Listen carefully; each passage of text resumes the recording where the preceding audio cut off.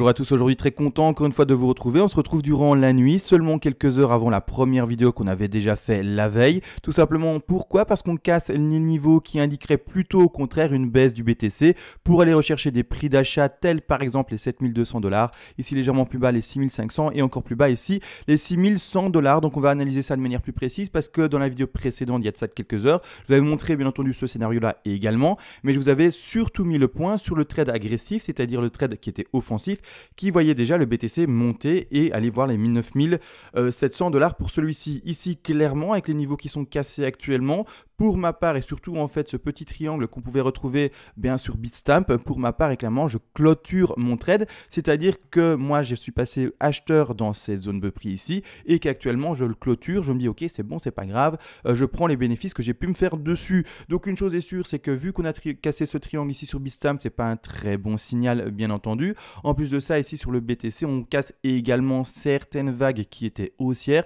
et donc je préfère pour ma part, je vous le dis, eh bien commencer à décompter à la baisse. C'est pas pour autant que ceux qui veulent croire maintenant toujours et encore à un marché qui peut déjà rebondir tout de suite maintenant vers les 9000 $, vous êtes en tort, c'est pas le cas bien entendu, mais il faut quand même prendre des décisions par rapport à ces trades et moi personnellement la décision que j'en prends c'est de compter maintenant à la baisse, clôturer mon trade haussier et de partir comme je vous l'ai dit dans un repli pour retrouver des points d'achat qui sont plus pertinents. Alors on va analyser ça de manière beaucoup plus précise, le décompte est indiqué à l'écran et je vais vous l'expliquer bien entendu. N'empêche encore une fois un grand merci déjà aux dernières donations, durant les quelques heures qui se sont écoulées depuis la dernière vidéo, il y a eu quelques donations, donc merci à vous. Vous le savez, contre une donation, je vous offre tout volontiers toutes les règles d'Elliott, comme ça de votre côté, vous pouvez également vous mettre des points d'invalidation de scénario, des TP, des stop loss, etc.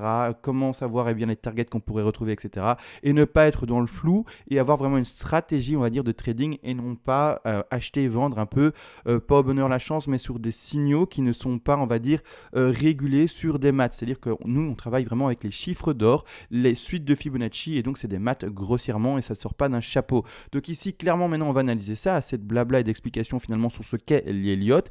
Donc on va partir pour aujourd'hui et surtout durant cette vidéo sur une ABC en flat qui va aller rechercher le bas de 4. Donc rappelez-vous, donc la vidéo d'il y a quelques heures seulement, on partait dans un scénario potentiel agressif avec une hausse directement et une 4 validée là, d'accord? Pour ma part maintenant, encore une fois je dis beaucoup pour ma part, mais c'est important de comprendre que c'est mon plan de trading que je vous montre à l'écran et que donc ici je vais au contraire maintenant étendre comme vous voyez ici mon bas de 4 pour continuer à monter. Donc maintenant c'est go, on va regarder les Fibonacci, comment est-ce que j'ai trouvé ces trois targets pour ceux qui n'ont pas vu la vidéo précédente, je vais vous l'indiquer sans le moindre problème.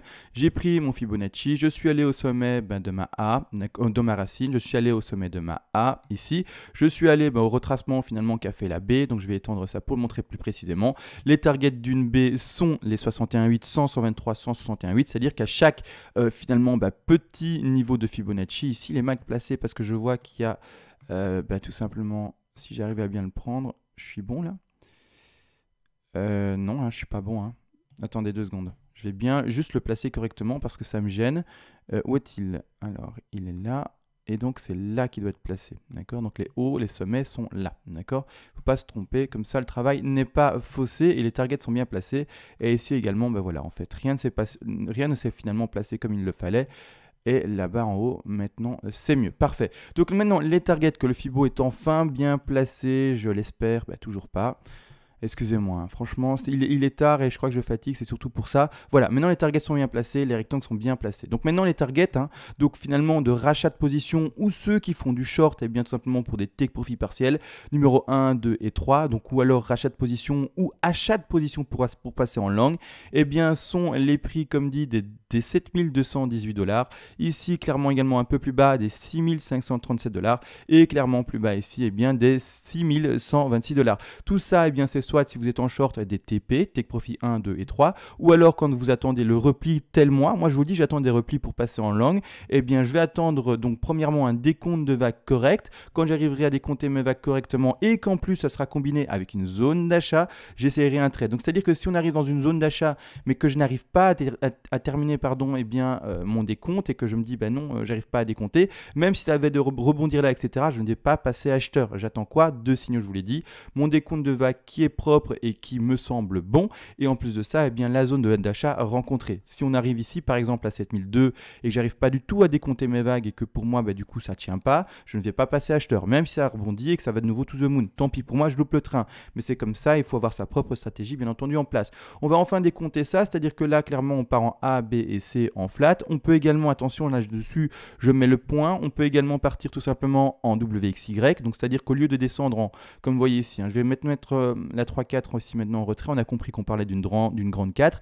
Eh bien, tout simplement, on peut partir dans une ABC. On peut également partir en WXY, ici tout simplement. Mais on peut également, comme ça vous êtes au courant, partir en triangle. C'est assez important de l'indiquer parce qu'on peut range, mais réellement range sans réellement les voir de plus bas, sans réellement voir de plus haut. Traîner dans la zone ici des prix des 8400$ et ici plus basse également des 6016$. Donc c'est pas 16, mais c'est plutôt des 6100 et 1116$. Donc ici je vais mettre une autre couleur comme ça on le voit, je vais le mettre en rouge. Donc on peut nous faire ici tout simplement une A, on peut remonter en B, d'accord. On peut aller chercher une C, puis après une D, puis après une E. Et enfin s'extraire vers le haut et continuer. Donc ici clairement il faut le savoir, c'est du trading qu'on fait, on observe surtout. Et là maintenant moi ce que je m'amuse à observer, c'est quelle figure on va dessiner bien entendu. Alors j'insiste également, ceux qui rentrent dans des trades assez tôt, ce sont des personnes qui sont offensives dans leurs trades, ce sont des personnes qui prennent entre guillemets beaucoup de risques.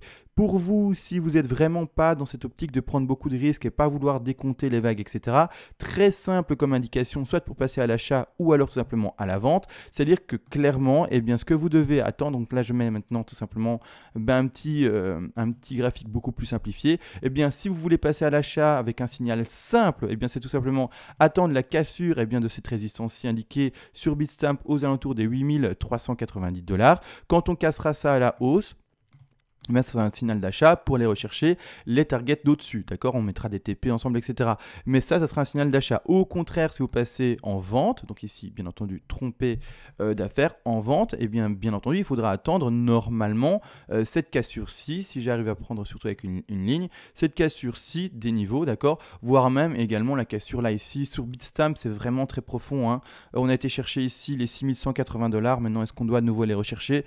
Potentiellement pas, on va regarder ça ensemble, mais clairement, passer vendeur, donc ici clairement là, d'accord, et là. Alors également, pour ceux qui ont vu le triangle, cassure ici de l'arrêt du support, donc oblique, et clairement passer vendeur également, mais avec des targets plus modérés, d'accord.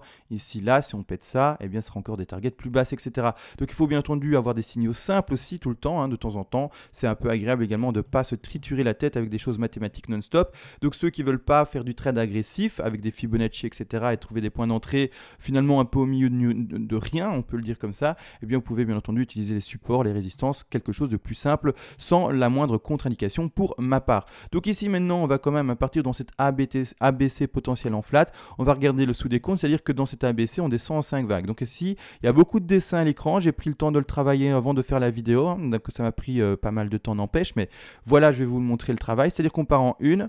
En 2, on irait chercher une 3, une 4 et puis enfin une 5. Alors là maintenant, bien entendu que je l'ai posé là-bas tout en bas, mais ça peut se terminer là ou même ça peut faire des tronqués, des choses comme ça. D'accord, il n'y a pas le moindre problème. Il faut comprendre qu'une des targets sera le point d'achat. Il faudra qu'après la vidéo, de votre côté, vous parveniez à trouver des vagues et à sous-décompter et à poser toutes ces vagues-là. Une fois que vous aurez réussi à faire ce travail-là, de toute façon je le fais tous les jours en vidéo, une fois que vous aurez réussi de votre côté à faire ce travail-là, vous pourrez bien entendu, comme dit, le corréler avec des points d'entrée, des points d'achat et passer acheteur. Pour ma part, c'est vraiment les signaux que j'attends. Donc ici clairement pour le moment, mais regardez, on va d'abord travailler ici les jaunes. Donc pour le moment on a fait quoi?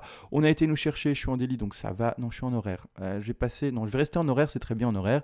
Donc ici on a été chercher une très forte 2 et très profonde 2 ici. Donc les targets de 3 sont normalement minimum les 161,8% de Fibonacci, c'est pour ça que j'ai arrêté ma 3 là.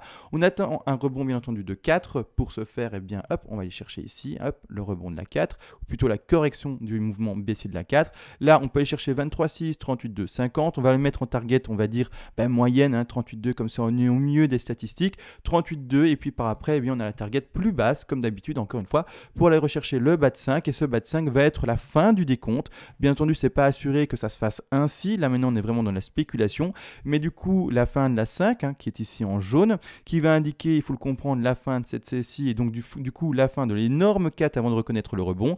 Cette 5-ci, elle est target target suivante. Je vais mettre des petits rectangles maintenant d'une autre couleur. Je vais mettre ces rectangles-là de couleur orangée, donc en orange finalement. Ici, comme ça, vous voyez les targets différentes de la 5. La target de cette 5-là, eh bien, sera cette zone-ci, d'accord, les 100% de Fibonacci, les 161,8% de Fibonacci également là, et légèrement plus bas également, tout simplement. Ah, j'ai loupé une target. Ah oui, c'est vrai, ce sont les 261,8 qui sont là-bas tout en dessous. Alors vous allez me dire, les 261,8, tu es sûr de toi? Oui, c'est une target, mais par contre, une chose est sûre, c'est que si on devait aller descendre si bas, ça sortira de mon plan personnel, c'est-à-dire qu'on ne peut pas casser ici, pour ma part, dans mon plan, les 5655 $. Si on le casse, c'est qu'on rentre dans un autre plan, c'est-à-dire que je dois recompter mes vagues. On n'est pas pour autant de nouveau dans un plan qui est bearish, c'est-à-dire pour retourner de nouveau aux 2000 $ et des choses comme ça. Non, on est juste dans un décompte qui sera légèrement différent. Toujours boule pour ma part pour repartir à la hausse, d'accord? Donc clairement, voilà les targets donnés, c'est-à-dire qu'ici, elles corrèlent pas mal, hein. Finalement, si on part vraiment dans cette optique-là, elle corrèle pas mal vraiment avec cette zone-ci. Donc clairement, je vais mettre quelque chose en vert, comme ça on le voit bien. Donc dans cette zone-ci, et également légèrement plus bas également ici avec celle-ci. Donc ici clairement, deux zones de points d'entrée. Maintenant, il faudra s'amuser à décompter et tout ceci quand on aura bientôt les vagues qui seront dessinées. Maintenant, il est trop tôt, ce n'est que la spéculation. Mais grossièrement, les deux zones d'achat que je spécule et en tout cas que je privilégie, ce sont celles-ci. D'accord? Ici en vert, ça englobe la orange et les zones bleues qui sont déterminées par le bas de C. Donc le bas de C, c'est celui-ci, hein. Soit là, et donc la jaune a été calculée soit là. Maintenant, bien entendu, ça corrèle, hein. Là où la jaune va s'arrêter, eh bien c'est là où la C s'arrête, hein. Et là où la C s'arrête, c'est là où s'arrête la grande 4. Donc il faut comprendre qu'après, boum, on répète et on remonte, hein. Ici, ce n'est qu'une figure finalement de consolidation et non pas l'annonce d'un crash encore et toujours, parce que je sais, il y a des syndromes qui sont par rapport au crash, et dès qu'il y a des bougies rouges, on a envie de directement dramatiser et dire qu'on retourne dedans. C'est bien entendu possible, mais voilà, il faut avoir une conviction, bien entendu, de trade, encore et toujours. C'est ça qui va indiquer vos points d'entrée et de sortie. Et surtout, quelle position vous prenez. Est-ce que vous shortez plutôt le marché ou est-ce qu'au contraire, vous faites plutôt des longs avec ce marché? Et bien entendu, ça dépend de votre profil de trader et surtout du plan que vous avez mis en place. Donc là, maintenant, on a vu les targets baissières, donc spéculer. Donc je vais retirer finalement celle-ci, d'accord? Est-ce que je vais surtout laisser? Eh bien finalement, ce sont les targets en verte, d'accord, comme ceci. Donc on voit grosse target d'achat et grosse target d'achat ici, que je spécule pour ma part. Donc maintenant, on va juste regarder les sous-vagues ensemble, ce que ça a occupé de nous faire, où est-ce qu'on en est. Donc ici, donc on a déjà vu celles en jaune, on ne va pas les retravailler, on va juste retravailler les sous ici en blanche. Donc on ne va pas non plus faire le sous des comptes en vert, on va juste faire celles qui sont en blanche ici. C'est-à-dire que là, pour le moment, d'accord, on part sur une racine là-bas, d'accord. On va chercher la profondeur de figure de la 1, on va chercher la 2 finalement, parce que là, il n'y a pas de profondeur de figure en tant que telle, et on va regarder les targets qu'on va chercher. Pour ce de 3, les targets normalement sont les 161,8, les 200 de manière beaucoup plus rare, les 261,8 et par après les 423,6 et de manière plus rare les 361,8. Donc on peut vraiment, vous voyez bien, s'écraser avec cette affaire-ci. Il n'y a aucune contre-indication. N'empêche, je vous le dis, avec normalement cette première target des 161,8, on essaye d'adapter pour commencer nos vagues. Et donc pour ma part, je vous le dis, j'ai arrêté avec un sous des comptes, etc. J'ai déjà travaillé ici les vertes, etc. Normalement, dans la zone des 200. Donc c'est pour ça que parfois, vous le savez, on ne s'arrête pas pile poil sur les targets donnés. Donc je vais quand même vous le montrer, le sous des comptes. Si on part bel et bien là-dedans, on partirait tout simplement dans une 1, comme vous voyez, on irait chercher la 2, la 3 ici dans la zone des 161,8, d'accord, ici 1, 2, 3, 4 et puis 5. Ils ont ici la zone qui est occupée, d'ailleurs peut-être potentiellement déjà occupée de s'effectuer pour aller rechercher ce sommet de 4, et puis après, retracement encore une fois baissier. Donc on va la spéculer, on va regarder le sommet de 4 là pour le moment où on en est, et par après, les objectifs pour cette affaire-ci sont encore une fois les 100, 161,8 et les 261,8, c'est-à-dire que si on lui donne la target minimale, d'accord, pour ce bas de 5, ce serait aller ici au 100% Fibonacci. Donc ici les 7363. Comme dit, maintenant on va pas trop spéculer, n'empêche, c'est beaucoup de spéculation. Donc on va laisser faire le dessin, on va essayer de le compléter jour après jour ensemble et de voir enfin des zones d'achat qui sont intéressantes. Donc encore une fois, je rappelle, les zones d'achat très intéressantes pour moi sont ici dans ce premier rectangle vert et dans ce deuxième rectangle vert. Et plus précisément, j'avais donné les chiffres mais je les ai déjà oubliés de tête. Mais de toute façon, ça a été dit en vidéo, donc si vous avez de quoi les noter, il n'y a pas de souci. Donc là maintenant, décompte baissier que je commence clairement à privilégier. C'est surtout ça dans lequel, en tout cas, sur ça que j'ai mis le décompte et l'accent ce soir dans cette vidéo. Maintenant, encore une fois, le décompte haussier n'est pas du tout à mettre de côté. C'est juste que voilà, il faudra revoir ceci. Je vais prendre de toute manière la journée d'hier pour voir ça. Vous reproposer une autre vidéo, compléter le décompte baissier s'il continue à baisser bien entendu. Et également montrer l'alternative du décompte haussier qui a été invalidé. Attention, donc il faut retrouver d'autres vagues, voir si ça tient, etc. Pour le moment, je vous montre en tout cas ce en quoi je crois comme d'habitude le plus maintenant. Donc clôture de trade haussier pour ma part, comme je vous l'ai dit.